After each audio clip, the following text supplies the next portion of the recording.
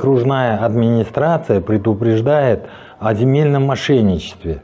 В телепрограмме моего коллеги Риты Якушевой «Про деньги» выступил мэр города Якутска о предупреждении данного мошенничества. Есть люди, которые продают несуществующие земельные участки по поддельным документам. Купили земельный участок, который был отчужден от государственной собственности, и теперь по суду пытаются как-то восстановить свои права. Это вот один вид мошенничества. Вторая форма мошенничества, по которой сейчас у нас большие проблемы по городу Якутску, там и с Саталом, и вот сейчас по Табаге выстреливало, то, что земельные участки сельхозназначения продают людям с убеждением того, что завтра поменяют под ИЖС. Не стоит в это верить. Есть генеральный план города Якутска. Генеральный план – это документ, который принимается на десятилетие. Десятилетие, повторюсь. Он не меняется каждый год. Он не меняется вот так вот. Это документ, который принимается с точки зрения стратегического развития города Якутска. Был, допустим, совхоз Хатасский. В свое время по 3 гектара раздали как паи людям, которые составили. У людей возникает, конечно, желание поменять их под ИЖС. Прошу в это не верить. Изменения только согласно генеральному плану.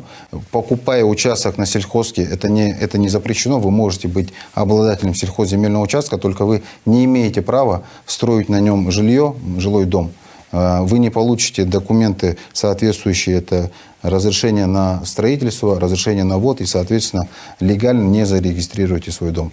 Но я решил проверить, как используются земельные участки сельхозназначения на въезде в село Хатасы, пригорода города Якутска. Вот это Хатасский видно. С левой стороны это у нас земли сельхозугодий. Согласно генерального плана. Ну и что мы здесь видим? Различные базы.